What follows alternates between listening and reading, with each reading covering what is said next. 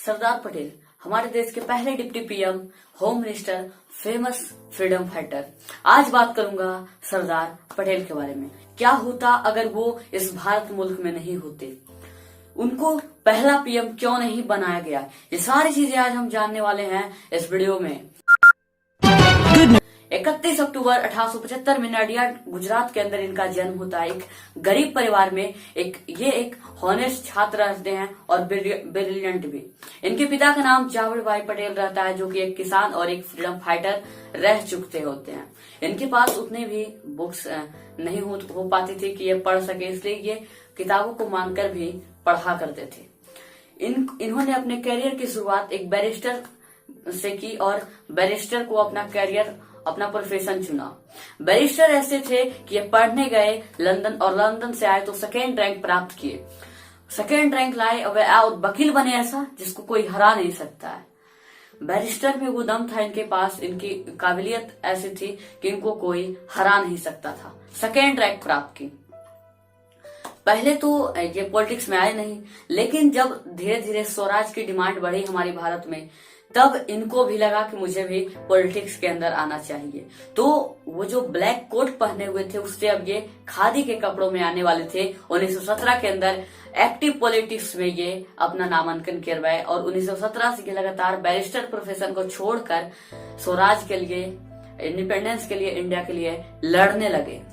और वहीं पे पहले ये शुरू में महात्मा गांधी से नाखुश होते थे, उनको पसंद नहीं करते थे, लेकिन बाद में उनकी काबिलियत को जानने के बारे में इन्फ्लुएंस होने के बाद ये उनके साथ ज्वाइन हो गए और फिर से ये एक नेता के तौर पर जाने लगे और एक उभरता सितारा लीडरशिप इनकी बढ़ती गई और एक राइजिंग पॉलिटिकल लीडर जो है वो ये बनने लगे धीरे धीरे।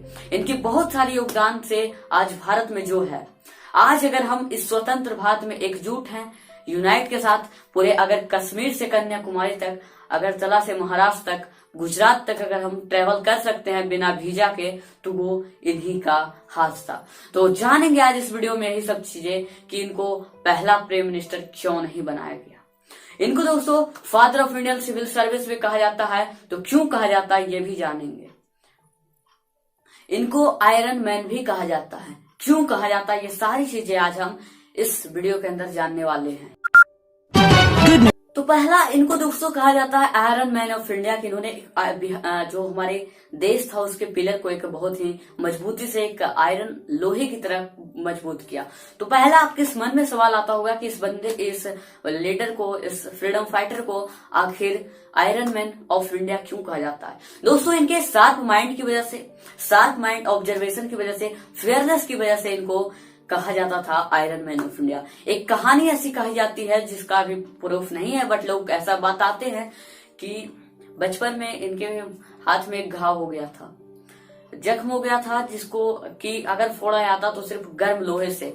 डॉक्टर डर रहे थे, इनके माँ बाप भी डर रहे थे, ये खुद भी डर रहे थे, लेकिन इन्होंने जिस वीरता से उस डॉक्टर के हाथ से लोहे को अपने हाथ पे रखकर वो सारी पसे को, उस जख्म को फोड़ डाला और तभी से इनको आयरन मैन का दर्जा परिवार से मिल गया। और बाद में जिस तरह से आजादी के लिए ये लड़े और आगे बढ़े, फेयरलेस की तरह से कभी नहीं डरे, यूनाइटेड इंडिया में इंडिया को यूनाइट करते करते कभी नहीं डरते, इस कारण इनको आयरन मैन ऑफ इंडिया कहा जाने लगा। हमारे देश की आज सच्चाई ऐसी हो चुकी है, हम इस तरह से ताज्जुब हम सिर्फ कर सकते हैं कि आज गांधी के बारे में हमारे देश में सबको पता है, उनकी नोट पे फोटो आती है। नेहरू के बारे में सबको पता है, लेकिन हम पटेल की बारी जब आती है तो हम बहुत कम जानते हैं, जो कि एक ग्रेट, बहुत ही बड़ा सेम है, शर्म की बात है कि ऐसे लीडर को हमारा देश हम नहीं जानते हैं उतने तरीके से। तो आइए पहले हम जानेंगे इनके कुछ कंट्रीब्यूशन के बारे में जो इन्होंने दिए हैं आजादी के इस दौरान, स्ट्रगल में दिए हैं। सो आइए जानते हैं एक एक करके सारे के सारे कंट्रीब्यूशन। मैं सिर्फ बड़े कंट्रीब्यूशन की बात करूंगा, अभी तो इन्होंने कई सारे छोटे कंट्रीब्यूशन भी दिए हैं। पहले बात करूंगा 1918 का वो खेड़ा सत्याग्रह। दोस्तों बेसिकली हुआ था क्या था दोस्तों कि खेड़ा जो कि गुजरात का एक गांव हुआ करता था उस समय, वहां पे बॉम्बे प्रेसिडेंट थी जो कि ब्रिटिश रूल के अंदर में आता था दोस्तों। वहां पे एक फैमिन आ गई, मतलब भूखमरी की तादाद आ गई। 19th सेंचुरी के लास्ट में वहां पे दोस्तों 1899 और 1900 के बीच में वहां पे भूखमरी की स्थिति बन गई। लोग भूखमरी एक बीमारी से आई, भूखमरी की स्थिति बन गई और उनकी इकोनॉमी तबाह हो गई। लोग जो थे पहले अच्छे खासे किसान हुआ करते थे वो गरीब बन के रह गए और पॉवर्टी के समीप वो लोग आ गए। लेकिन दोस्तों ये सेम केस दोस्तों 1918 के कुछ समय बाद 1918 में फिर से यही फेमिन दोस्तों, एक प्लेग नाम का फेमिन आया 1918 में खेड़ा के अंदर। तब 17,000 लोग मारे गए। लेकिन दोस्तों एट द टाइम ब्रिटिश ने क्या किया, वहां पे 23% तक अधिक टैक्स बढ़ा दिए गए उस एरिया में, जहां पे समझ सकते हैं कि अनाज नहीं उग पा रहे थे खेत में, लोग गरीब हो चुके थे, लोगों की जाने चली गई थी। वहां आप अगर टैक्स को 23% तक बढ़ा दीजिएगा तो क्या हालात होंगे। तब दोस्तों वहां पे पटेल जो थे वो गुजरात सभा के सेक्रेटरी चुने गए थे और तब ये क्या करने लगे, ये लोगों की भलाई के लिए, लोगों की सेवा के लिए दोस्तों ये गांव से गांव घूमते हुए चले गए। गांव से गांव घूमे और वहां लोगों से, वहां किसान से ये अर्ज किए कि आप लोग किसी भी तरीके का टैक्स ना पे करें और टैक्स को रिफ्यूज करें पे करने से। और ये एक शांतिपूर्ण और सक्सेसफुल इनका सत्याग्रह आंदोलन एक रहा दोस्तों, जो कि इतिहास में बहुत ही जानी जाती है। और इसका रिजल्ट ये हुआ दोस्तों, सरदार पटेल ने जिस बहादुरी से और लोगों ने जिस तरह से उनका समर्थन दिया, रिजल्ट ये हुआ कि ब्रिटिश ने वहां पे 2 साल के लिए एक जो प्रेजेंट ईयर था और उसके एक नेक्स्ट ईयर तक वहां पे टैक्स को लेने से मना कर दिया। मतलब अब 2 साल के लिए किसी भी तरीके का लगान टैक्स नहीं देना पड़ेगा। ये उनकी पहली कंट्रीब्यूशन हम लोगों ने देखी थी 1918 के अंदर खेड़ा में। अगला बात करना चाहूंगा दोस्तों नॉन कॉपरेशन मूवमेंट का, वो उनका इम्पोर्टेंट रोल। दोस्तों बेसिकली हुआ क्या था, फर्स्ट जो वर्ल्ड वार थी वो खत्म हुआ। जो भारतीय सेना थे, भारतीय लोग थे, उनको ऐसा आशा था कि जब हमने ब्रिटिश की ओर से लड़ाई की तो मुझे अवार्ड दिया जाएगा, हमारी कंट्री को सेल्फ स्वराज दे दिया जाएगा, इंडिपेंडेंस असर्ट कर दी जाएगी। लेकिन दोस्तों यहाँ पे हुआ कुछ और उल्टा और ब्रिटिश ने इनके ऊपर काफी लगाने कसनी चालू कर दी, इनको तबाह करना, मारना पीटना स्टार्ट कर दिया। और दोस्तों और इसके जो अवार्ड में जो दोस्तों जो दिया गया हमारे देश को वो था रोवल्ट एक्ट 1919 में जो आया दोस्तों। उसके बाद हमने देखा 13 अप्रैल 1919 में एक जलियांवाला बाग मैसेकर, जिसके बाद हमारे हजारों भाइयों की जानें चली गई, जो कि निहत्थे थे, बच्चे थे, बूढ़े थे, और सारे जो भी जेंडर के थे उनको मार दिया गया। और जो कि उनके कुछ भी ना तो निहत्थे थे, उनकी किसी भी प्रकार से गलती नहीं थी। तब दोस्तों महात्मा गांधी ने सोचा कि हमें अंग्रेजों के खिलाफ कोई ना कोई आवाज उठानी चाहिए और तब वो नॉन कॉपरेशन मूवमेंट को स्टार्ट किए 1920 के अंदर।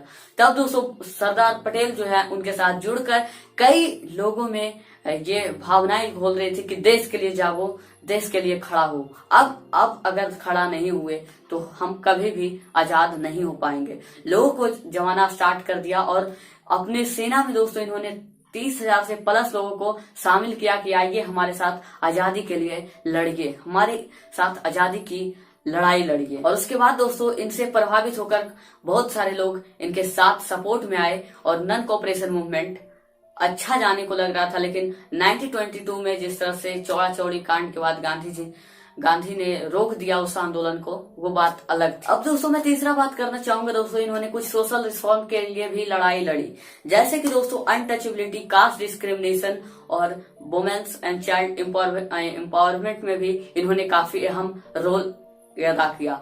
जब वहां पे लड़कियों को पढ़ने की आजादी नहीं थी तब ये उनके लिए लड़े कि चलो आज लड़कियों को भी आगे आना चाहिए, तभी हमारे देश की बढ़ोतरी होगी, डेवलपमेंट होगी, विकास होगा। इन्होंने अनटचेबिलिटी के खिलाफ आवाज उठाई कि ये गलत प्रथा है। इन्होंने कास्ट डिस्क्रिमिनेशन जो हमारे कंट्री में पहले होता था दोस्तों, आज भी कहीं ना कहीं हो रहा है, तो उसके खिलाफ भी इन्होंने आवाजें उठाई और एक सोशल रिफॉर्म्स का अपने खिताब अपने नाम किया दोस्तों। अब दोस्तों मैं बात करना चाहूंगा चौथा बारदोली का 1928 में जो सत्याग्रह हुआ था उसके बारे में। दोस्तों बेसिकली हुआ क्या था, 1928 में जो बारडोली एक गांव हुआ करता था, वहां पे फ्लड और फेमिन से लोग परेशान हो चुके थे। वहां बाढ़ आ रही थी, भुखमरी से लोग मर रहे थे, अकाल की स्थिति मतलब एक तरह से वहां पे हो गई थी। लोगों को खाने के लिए नहीं मिल रही थी उतनी पर्याप्त। लेकिन तब एट द टाइम दोस्तों वहां पे ब्रिटिश ने वहां के टैक्स को 30% तक बढ़ा दिया। 30% तक बढ़ाने के बाद लोग जो थे वो घबरा गए कि अब अभी तो हमारे पास खुद खाने का नहीं है, तो मैं इसे कैसे दूं। तब वहां पे जो सारे लोग थे वो गांधी जी के पास गए और गांधी जी ने सरदार पटेल को भेज दिया कि जाओ भाई देखो मसला क्या है।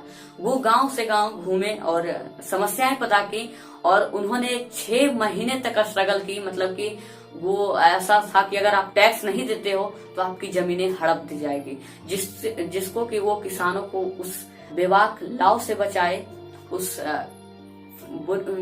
खराब लाव से बचाए किसानों को और उनकी जमीनों को भी राइट्स दिलवाया। और 6 महीने के बाद अंग्रेजों ने ये डिसाइड किया कि लोग तो भागे हुए जाते हैं, जिससे बात करना है वही हट जाते हैं, तो इसलिए उन्होंने टैक्स को कम कर दिया और 1 साल तक उस टैक्स को भी नहीं लेने का वादा किया। लोगों को वो समझाए कि टैक्स देने से मना करना, जो कि एक सक्सेसफुल हुई और वहां पे अंग्रेज इस बात को समझ पाए। और दोस्तों बारडोली ही वो सत्याग्रह या आंदोलन था जिसके बाद से इनको सरदार कहा जाने लगा। वहां की जो औरतें थे इनको एक अच्छा लीडर देखकर काफी प्रभावित हुई, उनसे खुश हुई। उनको लगा कि यही एक हमारा मसीहा है जो हमारे लिए लड़ता है, और उन्होंने सरदार की उपाधि दे दी। सरदार मीन्स होता है दोस्तों हेडमैन या लीडर, तो इनको तभी से सरदार वल्लभ भाई पटेल कहा जाने लगा। 5वां भी बात करना चाहूंगा दोस्तों कि इन्होंने जो एक बेस तैयार कर दिया था सिविल डिसोबीडियंस मूवमेंट के लिए। दोस्तों 1942 में जब जो वर्ल्ड वार थी वो खत्म हो गई मार्च के दौरान, तब गांधी जी ने सोचा कि क्यों ना अब हमारी लड़ाई स्टार्ट की जाए, और ब्रिटिश को भी यहाँ पे डर लगने लगा कि अब हम रूल इंडिया में नहीं कर पाएंगे। इस चलते दोस्तों महात्मा गांधी ने एक सिविल डिसोबीडियंस के नाम से एक मूवमेंट को लॉन्च करना चाहा, लेकिन तब वहां पे काफी लोगों ने, काफी जो लीडर्स थे वो गांधी का विरोध किया।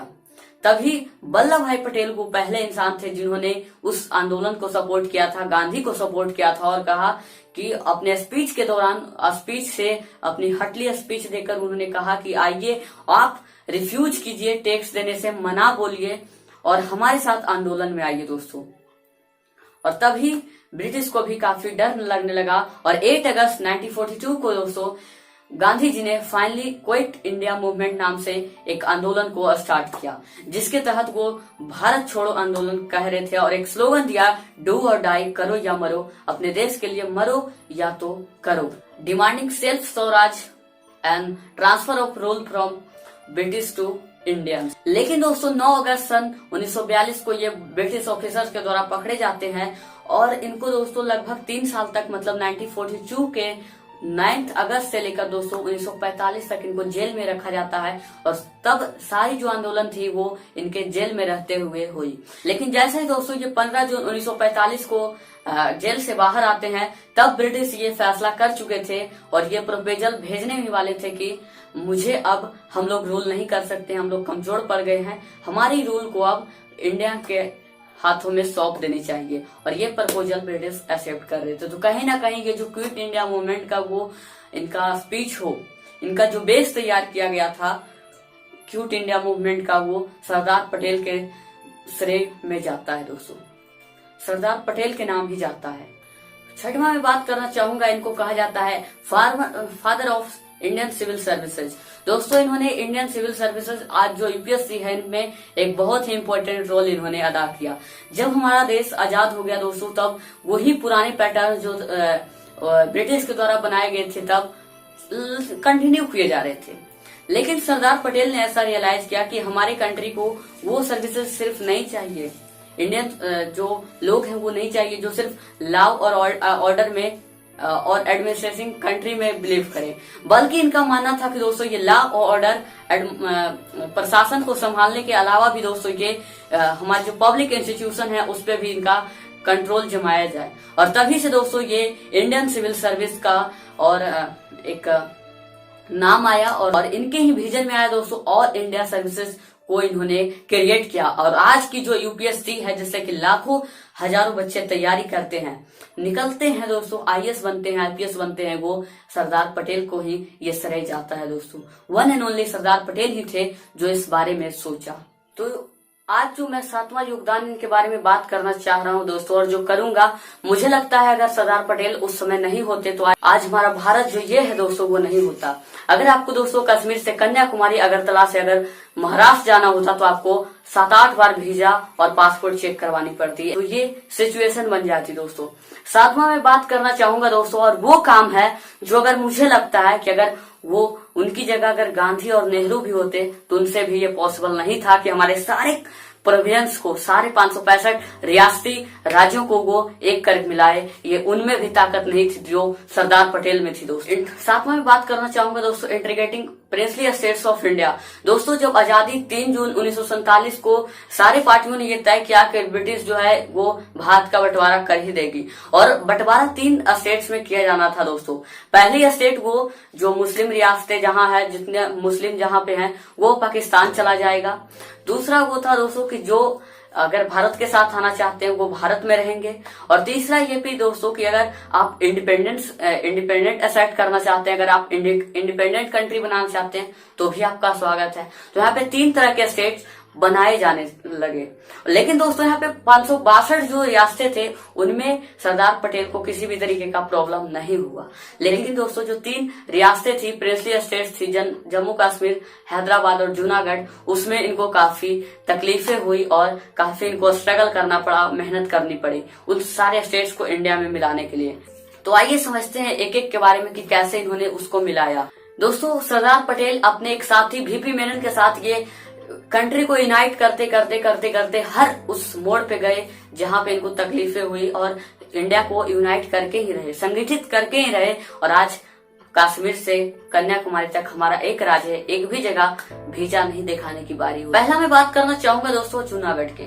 80% जो पॉपुलेशन थे जूनागढ़ में वो एक्चुअली हिंदू थे, लेकिन वहाँ के रूलर जो थे महाबत अली खान, वो 3 जो थे वो मुस्लिम हुआ करते थे। लेकिन महाबत जो खान थे वो चाहते थे कि हम पाकिस्तान के साथ मिल जाए, पॉपुलेशन उनकी हिंदू थी। इन्होंने VP मेनन को भेजा कि जाओ राजा को समझाओ। राजा को समझाया, आइए निजाम जी आपका स्वागत है। लेकिन निजाम यहाँ पे काफी वो टेढ़े निकले, वो नहीं चाहते थे कि हम इंडिया के साथ मिले। तब इन्होंने साम दान दंड भेंट वाली नीतियों को अपनाया और वहां पे ये VP मेनन को भेजे और बोले कि जाओ तुम जनता के अंदर बोलना तुम 80% हिंदू हो, हमारा कंट्री हिंदू रहेगा, लेकिन पाकिस्तान मुस्लिम का है। मतलब उनको समझाया कि अगर आप पाकिस्तान में जाओगे तो आपको नुकसान होगी। और तभी जो जनता थी जूनागढ़ की वो रिवॉल्ट कर दी, किसके अगेंस्ट? रूलर के अगेंस्ट, जो कि महाबत खान थे। महाबत खान को झुकना पड़ा और सरदार पटेल जो थे वो मिलिट्री को भेज दिया और कहे कि जनता को कोई तकलीफ नहीं होना चाहिए, उस राजा को उखाड़ फेंको और जितनी भी सप्लाई वहां पे जूनागढ़ में हो रही है उसको काट दिया जाए। वो महाबत खान ही क्या सब झुकता सरदार पटेल के सामने, इसलिए तो सैल्यूट होती है उनकी। तब महाबत खान उनके साथ जुड़ा और जूनागढ़ जो कि काफी रियासती इलाका था हमारे देश का, वो हमारे साथ आया। दोस्तों हैदराबाद के साथ भी यही केस हुआ दोस्तों। जनता चाहते थे कि इंडिया के साथ आए और उनके रूलर चाहते थे कि हम पाकिस्तान के साथ चले जाएं। तो अब करते क्या ना करते VP मेनन को फिर से भेजा, जाओ VP अब की बात हैदराबाद जाओ। लेकिन निजाम कहे हम तो रियासती हैं यार, हमारे पास पैसा है, हमारे पास मिलिट्री है, हम क्यों डरे, हम इंडिपेंडेंस असर्ट करना चाहते हैं और पाकिस्तान के साथ मिलेंगे। सरदार पटेल को ये काफी बुरी लगी कि यार हम इतने अच्छे से बोल रहे हैं, तुम नहीं मान ले। फिर इन्होंने VP मेनन को भेजा कि जाओ जनता के बीच में बात करो। जनता भी मान गई और फिर से यहाँ पे रिवॉल्ट देखने को मिला और 34,000 सिपाही जो है दोस्तों वो सरदार पटेल ने हैदराबाद के अंदर भेजा और 5 दिन के अंदर उस निजाम को सरेंडर करवा दिया। और आज हैदराबाद हमारे देश का एक महत्वपूर्ण अंग है। आप कह रहे होंगे कि हैदराबाद वो तो छोटा सा, लेकिन हैदराबाद काफी रियासती था उस समय, पैसे की कोई कमी नहीं थी, वहाँ मिलिट्री थी। हैदराबाद जो तेलंगाना, कर्नाटक सारे जो वहाँ पे साउदर्न इंडिया के हैं स्टेट्स हैं, वो हैदराबाद में ही आते थे पहले, जिसे एक किया सरदार वल्लभ भाई पटेल। अगला मैं बात करना चाहूंगा दोस्तों राजा हरि सिंह की, जो कि जम्मू और कश्मीर थे। मैंने इन पे एक सेपरेट वीडियो कश्मीर के इतिहास के बारे में बनाया हुआ है, तो आप पहले वो जाकर देख लें, तो आपको कश्मीर की पूरी इतिहास जो है अच्छी तरीके से समझ में आ जाएगी। लेकिन एक स्नैपशॉट में बताना चाहूंगा दोस्तों, राजा हरि सिंह बंटवारे के समय जब आजादी मिली भारत को, तो वो बोले कि हम एक इंडिपेंडेंस देश रहना चाहते हैं। राजा हरि सिंह को भी इन्होंने समझाया कि आप हमारे साथ आइए, लेकिन इन्होंने कहा तो ये तो मेरा स्विट्जरलैंड से अच्छा है, मतलब उस समय नहीं हुआ करते थे नाम, लेकिन वो कहे कि यह तो मेरा स्वर्ग है, मैं इंडिपेंडेंस असर्ट करना चाहता हूँ। सरदार पटेल ने कहा ठीक है भाई, जो जैसी तुम्हारी मर्जी। लेकिन वहां पे दोस्तों जिन्ना ने यहाँ पे थोड़ी सी जल्दबाजी दिखाते हुए कवालियों को भेजकर यहाँ पे कश्मीर पे हमला करवा दिया, और कश्मीर के राजा हरि सिंह जो थे वो डर गए और वो सरदार पटेल के सामने आए, बोले सरदार जी मुझे माफ कर दीजिए, आप चाहे तो मुझे अपने साथ मिला लीजिए, लेकिन मुझे इन कवालियों से बचा दीजिए, आप मिलिट्री सपोर्ट दीजिए। तब सरदार पटेल ने कहा मिलिट्री तो भेज देंगे, लेकिन पहले तुम कागज पे आके लिखो कि आज से भारत का हिस्सा हुआ कश्मीर। और तभी से दोस्तों वहां पे भारत का हिस्सा हो गया कश्मीर। लेकिन हरि सिंह ने एक प्रपोजल रखा धारा 370 का, और तभी सरदार पटेल ने एक थोड़ा सा बात यहाँ पे घुमा दी और उन्होंने धारा 370 में ये ऐड कर दिया कि जब चाहे राष्ट्रपति के साथ मिलकर संसद इसे चेंज कर सकता है, जिसको कि बीजेपी सरकार ने दोस्तों 2019 में धारा 370 को हटाया। अच्छा कदम। तो कहीं ना कहीं सरदार पटेल जो थे वो बहुत ही, मुझे लगता है, इंटेलेक्चुअल थे दोस्तों, बहुत ही महान थे। अगर आज सरदार पटेल ना होते तो मुझे लगता है ये देश ना होता, ऐसा होता लेकिन कई हिस्सों में बटा हुआ होता। अगर आपको जम्मू कश्मीर से कन्याकुमारी तक जाना होता, अगरतला से महाराष्ट्र तक जाना होता, तो आपको वीजा ही वीजा बदलनी पड़ती। लेकिन वो एक सरदार पटेल थे जिन्होंने सारे देश को एक करके अपने मुट्ठी में किया और इस देश को खुशहाल बनाने की हर तरीके से हर मुमकिन प्रयास किया। अपने अच्छे खासे कैरियर को छोड़कर अपने देश की सेवा में लग गए, भारत माता के लिए जान कुर्बान करने को निकल पड़े। लेकिन दोस्तों ये तो हो गई उनकी कुछ कंट्रीब्यूशन की बात, लेकिन आप सोचोगे कि भाई इतने इंटेलेक्चुअल होने के बाद लोग जिसको पसंद करते थे, सरदार कहते थे, वो वल्लभ भाई पटेल सरदार क्यों नहीं बना, वो पीएम हमारे भारत का क्यों नहीं बना कभी भी, पहला दूसरा। दोस्तों यहाँ पे बात क्या हुआ है दोस्तों, 1946 के अंदर बात छेड़ने लगी कि यार भारत तो आजाद हो जाएगा, तो पहला पीएम कौन बनेगा। तो गांधी ने सोचा कि क्यों ना इस पे वोटिंग करवा लिया जाए। गांधी ने वोटिंग करवाया, उसमें 4-5 दिग्गज के नाम थे, जवाहरलाल नेहरू, सरदार वल्लभ भाई पटेल, गांधी के और भी कुछ लोग थे। तब क्या हुआ दोस्तों, 1946 के अंदर वोटिंग हुई, 91 वोट मिले दोस्तों सरदार पटेल के नाम, 0 वोट मिले जवाहर नेहरू के बाद। सबको पता था कि पीएम यही बनने वाले हैं, सरदार पटेल ही बनने वाले हैं। जब गांधी को ये बात पता चली तो वो जवाहर नेहरू से पूछे कि नेहरू तुमको 0 वोट मिली है, क्या करना चाहोगे, सरदार पटेल को पीएम बना दिया जाए। तो वो कुछ नहीं बोले, उदास हो गए। तब गांधी ने ये फैसला किया, कुछ नोट में लिखकर पटेल को दे दी, और क्या लिखा हुआ था वो आप समझ गए होंगे। और पटेल ने फिर उस इस्तीफा दे दिया अपने पद से, और वो प्रेसिडेंट भी कांग्रेस के नहीं बने। ये हुआ था चुनाव की जो 1946 के इस इलेक्शन में जीतेगा वो कांग्रेस का प्रेसिडेंट और देश का प्राइम मिनिस्टर बनेगा 1947 में। लेकिन ऐसा हुआ ही नहीं दोस्तों। और अब जब गांधी से पूछा गया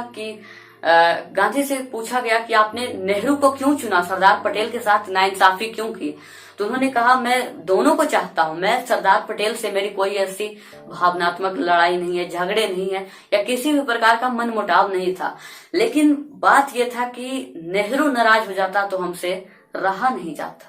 और दूसरी बात यहाँ पे कहीं ना कहीं ये सच भी थी दोस्तों, वो गांधी ने भी यही कहा कि अगर मैं नेहरू को प्राइम मिनिस्टर नहीं बनाता तो वो उस दोगले अंग्रेज के साथ मिल जाते और जाकर हमारे देश की जो आजादी की लड़ाई है उसको वो कमजोर कर देता। तो गांधी को दोनों डर होने से उनको ऐसा लगा कि चलो नेहरू को ही प्राइम मिनिस्टर बना दिया जाए, ताकि देश भी खुश रहे और हमारा इलाका भी, हम लोग भी खुश रह पाए। और तभी दोस्तों 31 अक्टूबर को हम लोग नेशनल यूनिटी डे के नाम से जानते हैं। और 2018 में दोस्तों एक स्टैचू ऑफ यूनिटी भी बनाई गई, जो कि विश्व का सबसे लंबा स्टैचू माना गया। लेकिन आपको ये नहीं लगता है कि स्टैचू की जगह अगर कुछ ऐसी चीजें बनाती जिससे जनता को और फायदा हो सकता था, जैसे हॉस्पिटल, स्कूल्स, इंस्टीट्यूशंस, तो आप क्या सोचते हैं इस बारे में, आप हमें कमेंट बॉक्स में जरूर बताएं। अगर मैं किसी पॉइंट पे इनकी कंट्रीब्यूशन के बारे में बोलना भूल गया हूं तो कृपया आप मुझे कमेंट बॉक्स में बता सकते हैं। So let's meet in another video. So जय हिंद और वंदे मातरम।